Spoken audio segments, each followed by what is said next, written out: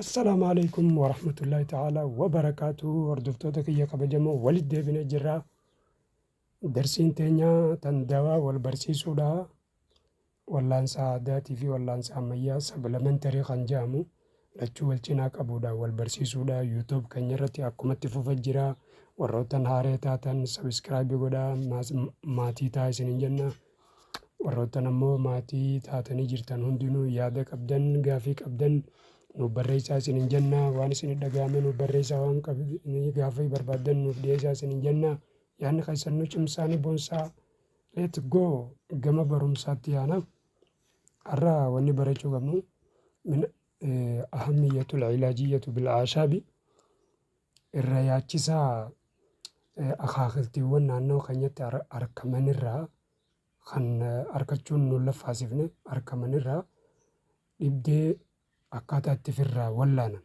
san wal barsiisu jira. Sanirraa tokkoffaa deemee furanne deemee waa 43 dawaadha inni 43 irraa har'a meeqa farra jira?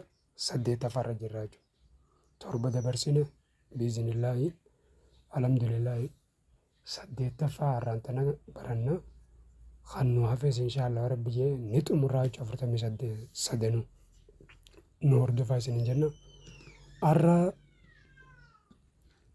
dhibdee 48 irraa tan 8 har'a barannu tan deemii wallaanu lijamii amraadul uyuuni cuufamaa dhibdee ijaa wajji wal qabatu ijji si harkuu dadhabuu bu'aararrii qabaachuu si golgolaa'u kana hundumaa wajji wal qabatee jechuudha.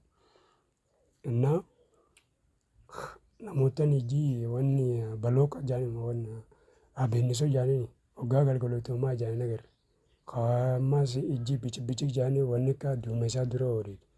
Kanneen kana fakkaatan hundinuu wantootni dachiin isaan sirjeessa dukkanaa'u kun hirrina dhiigaatti wajjin wal qabatu jecha deemee dhiigaas ni shaffanaa jechuudha. Hirrina dhiigaattis ni guuta waan ta'e jecha deema hoodee fuudheetuma maankaa xiqqishaa sukkaraa siinii bunaa san fuudheetuma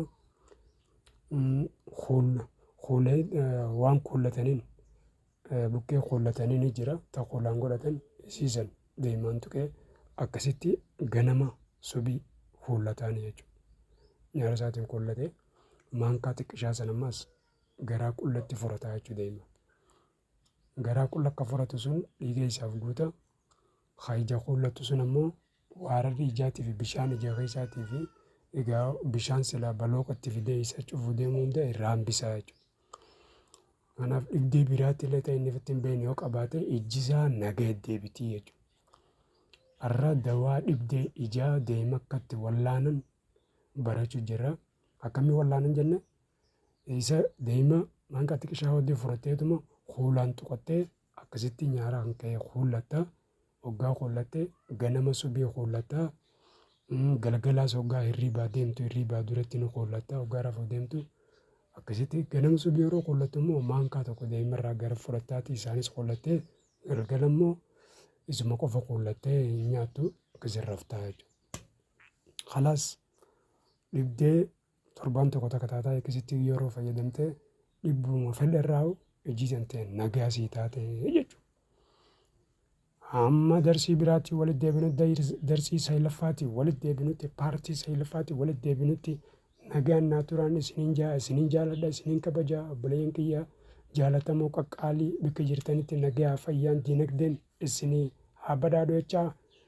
Wassalaamu alaikum warahmatullahi ta'ala wabarakaatuh. Bye bye.